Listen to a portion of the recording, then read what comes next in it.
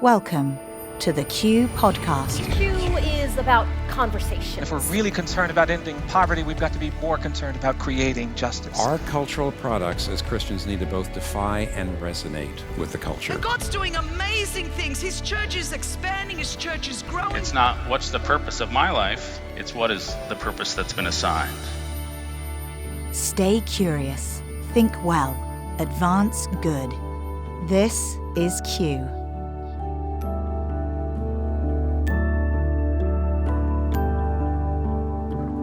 Welcome to another edition of the Q Ideas podcast, and today's conversation is on managing screen time. I just looked, my screen time was up 16% last week, and this is a problem because I don't want my screen time to be up. But I do find when I listen to Audible, which is one of the uses of my screen time, which I feel like is a good use, I'm cultivating my mind, I'm listening to a book, it still means that digital screen is on, that blue light's hitting me in the face, and it's not always ensuring that I'm being focused. Sometimes I'm distracted. Sometimes I'm listening to a book, but I'm also doing something else. I'm trying to be productive. And today we're going to deal with this topic because as I talk to parents and as I meet people, as I talk to pastors, the one thing the pastors are all consistently saying right now is every parent in my church is asking me, what do I do about a phone? Do I give my child a phone? If I give them a phone, how do I manage it? Should I allow them to be on social media? These are the questions that are being asked right now for most parents, regardless of whether you're in the church, you're a Christian or not a Christian. Parents are struggling with this, and we're going to have two of the experts on this.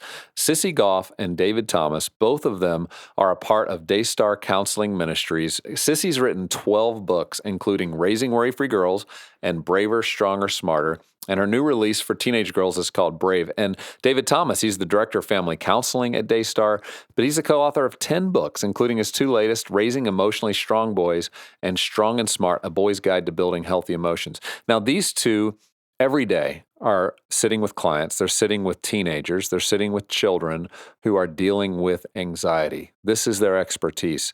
They are the people you send your children to have these conversations. And because they've had that experience, they're going to offer to us in the next 15 minutes all of the great insights we need to how to think well about managing screen time, how anxiety is being created by it, and what is the ways in which we can be proactive about this? How can we be the kind of parents that are being great stewards of this, but also trying to raise our children in an environment where we know one day they're going to have their own phone. They're going to be out on their own. So what is the proper tension and balance? I'm excited for you to hear this, but more importantly, will you share this with other parents? I'm sure they're in your small group at church.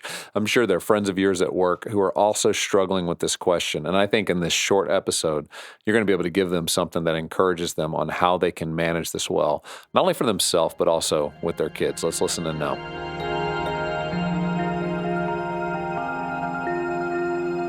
So we're just going to dive in and talk about what you guys, between Minno and Daystar, we are interacting with tens of thousands of families every week. And so we really get to see kind of the good, the bad, and the ugly of what everybody's dealing with. So we just want to talk about today what you are seeing families are dealing with post-COVID and the screen time mess that we really are dealing with. It's really become quite messy because of how much technology we've had to rely on over the past 2 years. And we just want to kind of open it up. What are you seeing in the lives of kids and families today?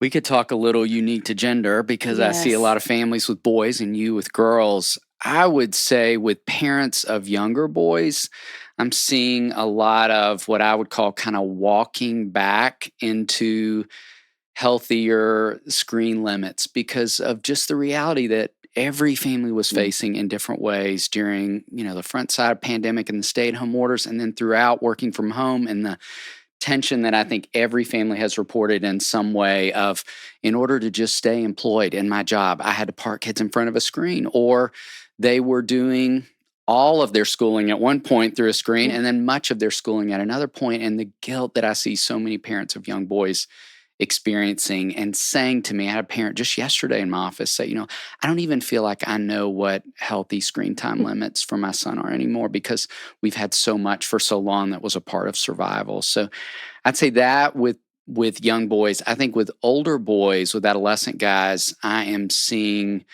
young men who are just out of practice, that they've spent so much time in front of a screen not just doing school, but also with friends, that they've lost the practice of what I call true engagement. And so I've never seen as many young men who are as fearful about getting their driver's permit or their driver's license and not even interested. Whereas at one point in time, I couldn't put my finger on an adolescent boy who wasn't just chomping at the bits to get his driver's license, and young men who are really fearful, like paralyzing fear about asking a girl to a school dance because they've maybe had a year to 2 years lack of opportunity to just be in that practice of all that's involved in walking up to a girl and saying, will you go to the dance with me? And so I'm seeing so much evidence of where that lack of practice is spilling into just a lot of fear, crippling fear for a lot of adolescent guys in different ways. What are you seeing with girls? Well, it's been interesting because I think you have talked forever about how screens disrupt regulation for boys and how hard it is sometimes for them to transition. And I am hearing more parents talk about young girls who are having a hard time getting off screens. And some of it, I think, is, we just are continuing to see the rates of anxiety rise in kids. And one of the ways it manifests is kids have trouble with transitions. And so sometimes we don't think, and we end up frustrated with kids because it just looks like they're not willing to turn off the device, where it's more about the transition and that provokes so much anxiety inside of them. And so I think as girls are becoming more and more and more anxious, that transition time is hard. It's impacting their screen use, and it's impacting their parents' level of frustration with them because it feels like they're pushing against when that's not really what's happening.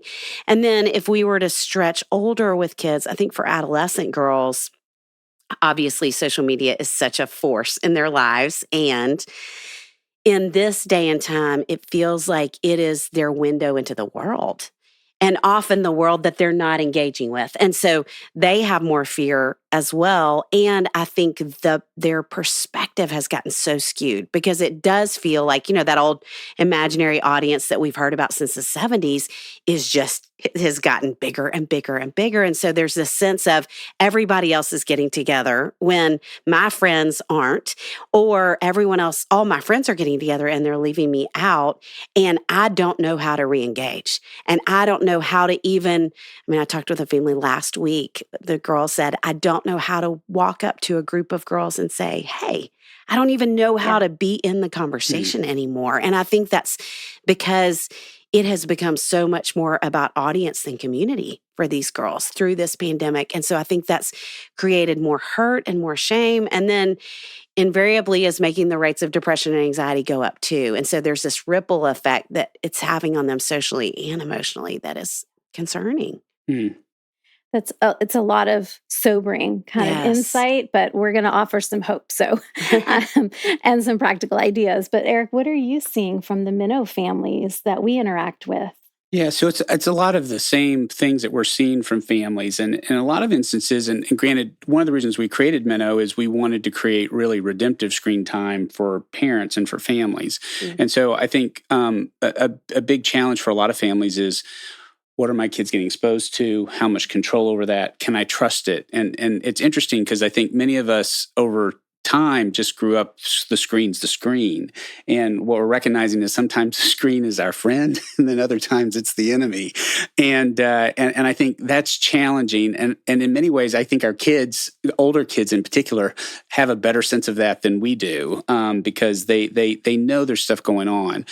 With our families, at Minno, what we're really trying to do is provide programming that really helps kids socially, emotionally, and spiritually.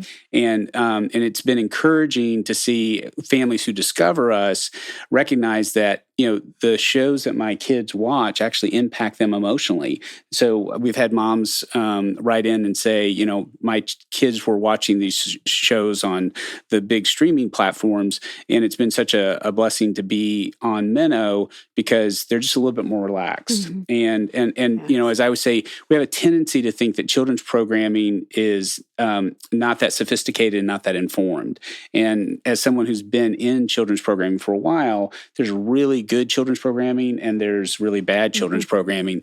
But a lot of times the platforms that our kids are consuming content on don't really have that perspective. Oftentimes stuff is being served to them without any kind of point of view on, is this going to have a good impact on a child or a bad impact on a child? Yeah, absolutely. And they're experiencing so much of that negative input over the past couple of years, especially, that it's so great to offer them something redemptive, offer them something positive, because I love y'all's voices always saying, it's not going anywhere. Screens are here to stay. And what we say at Minno, then how do we make it count? And so that is something that we can do as we shift, is finding ways to make it count as we kind of walk it back the way you said. I want to talk, though, about parents particularly. How are you seeing it impact parents? Because they're seeing their kids and the effect it's had on their kids. How is it affecting parents? I would say we have never seen as many parents in our office who are swimming in as much shame and regret and just beating themselves up. It's been heartbreaking. I think we've talked a lot about it for us to watch, and so much shame over, I've let them be on screens for too long. I've passed the healthy limits that the American Academy of Pediatrics would be okay with, and not extending the kind of grace that I want to help them extend to themselves, to say we were under unprecedented circumstances. And, I sat with a mom the other day who just said, like, the other option was I would lose my job if I didn't park him in front of the television for this amount of time, because I had to do the work and I'm a single parent. I said, of course you did. So I think that's so much of what I'm seeing, and so much of where I'm trying to just meet parents in a place of extending grace, and to also say, like, we can reclaim. There's so much opportunity. We're talking so much about reclaiming what kids have missed academically, reclaiming what kids have missed emotionally and socially, and we can reclaim in all these spaces. We're going to be walking backwards, walking forwards in all kinds of different ways. What else would you say? Well, I love that. And I think it's helping parents have a sense of grace for themselves for what has happened, and helping you have a sense of grace for yourself and your kids in the process of reclaiming. Because it feels like what's happening is we didn't have the right amount of screen time. We had way too much. So now I'm going to lock it down, and you're not responding in the way you should. And so I'm going to lock you down and end up really frustrated with you. Whereas kids are having to shift too. I mean, as you were talking about it being a mess, for some reason, the image came to me of being in Colorado when the snow's melting, and you know how it gets so brown and sloshy, and it's just awful. And it feels like we're in this brown, sloshy time where, when you're driving in that window, you have to slow down and be aware. And I think you're not going to get your screen time back to where it needs to be in a week. This is just going to be a slow, fumbling process. None of us have done this. And so I think to give yourself grace and to give kids grace in the transition feels so important. It's a really good visual. It's an awful visual. I know, but it's good. You can feel it. It's an appropriate visual. What about you, Eric? What would you say? Well, and I think, as I always say, when we think about Minno, when we started it, what I recognized is a lot of parents, as soon as you mention screens, you start with guilt and compromise. And it's really, really challenging. And I think we named the company Minno. It's based on the Greek word for abide, Minno, in John 15. And one of the things I think is so important for parents to recognize, I've seen this in my own life, is with all these issues, I need to start with God. And God cares about screen time. And what I find is, when you read the Gospels, you see Jesus meets people in practical ways. And I think parents need to know God cares about screen time in your family, cares about your emotions, cares about what you're dealing with, and He wants to meet you in that, and He wants to help you and your family. As I'm always reminded, God wants me to have a good day. And promises me the resources to do that, but He calls me to engage Him and be in a relationship with Him. And with that, I think for parents, the encouragement I would give is talk to your kids about it.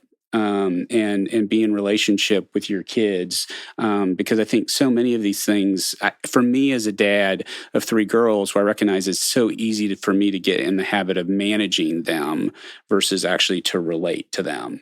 And our lives are super busy. And in many ways, as we get post-pandemic, they're busier than they've ever been. There's a sense of wanting to catch up for what we've missed out on.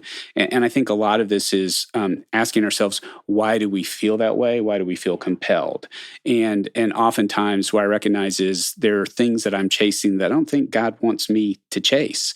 And asking me to take a pause. And as we talk about screen time, I think oftentimes, what am I trying to accomplish with the screen time? Mm-hmm. And do my kids understand what they're trying to accomplish with the screen time? Because I've had my oldest daughter come to me and say, you know what, I recognize I use screen time because I'm bored. And I recognize I don't feel good afterwards. Mm-hmm. And so we had a conversation about that. And she said, you know what, I'm going to do a screen fast, Wow. just on her own. But it was because we were talking about that and sort of why is she on her screen so much? And so I think those conversations can be really helpful for parents. Absolutely. Yeah, I think that's such a good reminder to talk about it. Because a lot of times, I think you were saying this earlier too, just that we just feel like we have to manage it and we have to police it.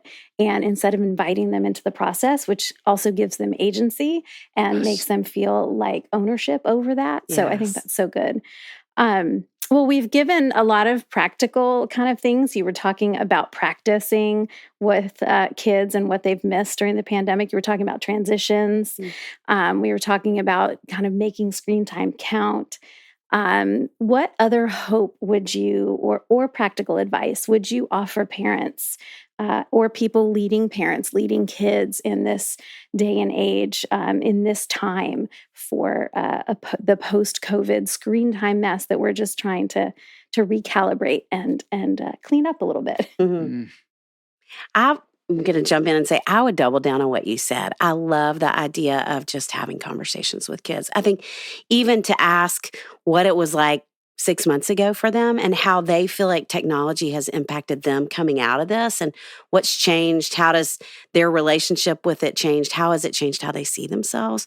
And if they're old enough to have a conversation about what do they want their time to look like? I think, if they have a voice in that, they're not only connecting the dots and learning about its impact, but they're going to be more invested in whatever parameters we're putting around it if they've had a voice in it as well. And so I think if they're old enough, that can be a really important. I love that you talked about that, Eric. That's wonderful.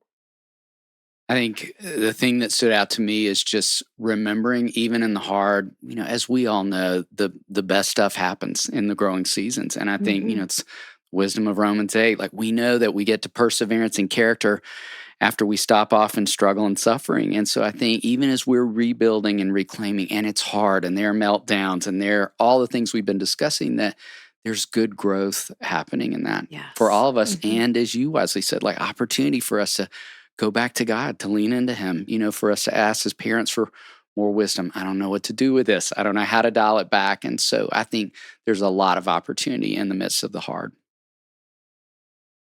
Yeah, the one encouragement I would provide is try to figure out some rituals to do in your family, because there's a sense of things have been sort of ritualless and everything's flat. Time is flat.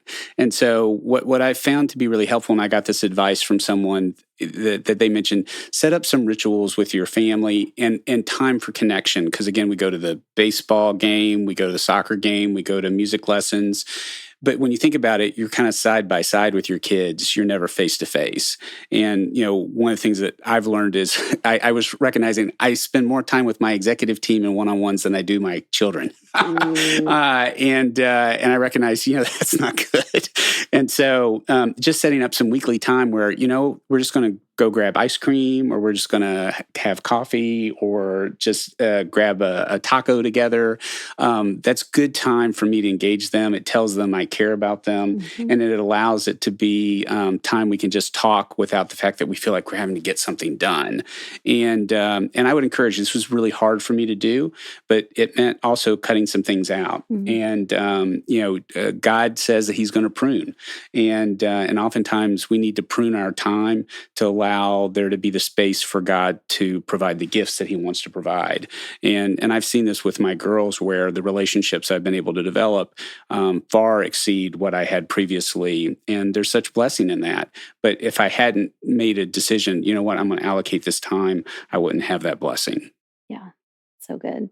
It's hard. I mean, I'm a mom to 2 adolescent kids who is in the trenches of this right now. And I'm so thankful for your voices and all that you all offer. So if you want to have more support as you go through this process, if you're feeling led to go through kind of a pruning or a scaling back, a recalibration process in your family, then you can look to the raisingboysandgirls.com is where you can find David and Sissy. And then you can find a lot of help and resources at gominno.com.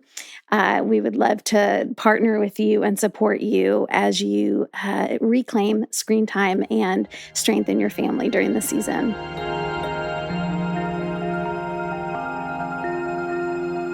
I hope you enjoyed listening to David and Sissy. And like I said, they're experts on this, and their advice has been great. And just getting to hear how you're not alone, I think that's one of the big takeaways. Like, everybody's walking through this together. Everybody's trying to figure this out. But there are some best practices. There are some good ways to think about this and what you're trying to develop in your children and in yourself. And we know we're not going to get away from screens. Screens are going to be part of our life. They're not going to just blow up. We're all going to have TV screens. We're going to have computers. We're going to have phones. And we're going to have to navigate that tension. And that's what I love about David and Sissy is it's not we're just going to remove them all, but we're going to have to learn how to manage it. And part of managing it is thinking through, what am I putting in my brain? What am I watching? How am I making sure the things I'm viewing on the screen is actually helping me? And so we got to find ways to make screen time healthy. And so that's why I want to introduce you to Minno. It's an app that streams mainstream quality, faith-inspired kids shows by the creators behind PBS Kids, Nickelodeon, and more. So if you're listening to this and you have younger children and you're stuck with Netflix or Disney and you're just not sure you're loving everything that you're seeing, this is definitely an alternative to it. And you can try it free if you sign up at gominno.com. It's spelled GOMINNO.com. I think if you have younger kids, they'll love these shows just like everything else they watch, but you can let them watch it worry-free, a peace of mind that this particular moment of screen time is something that is going to be managed for you, that they're going to be watching and listening to content that is good for them, that helps them at least learn something new, learn something that's based on good character, and something that is going to help cultivate the things that we as parents all care about in our children. So go to www.gominno.com and start that up for free and check it out. Well, share this episode with others. I hope it's been an encouragement to you. We look forward to seeing you next week.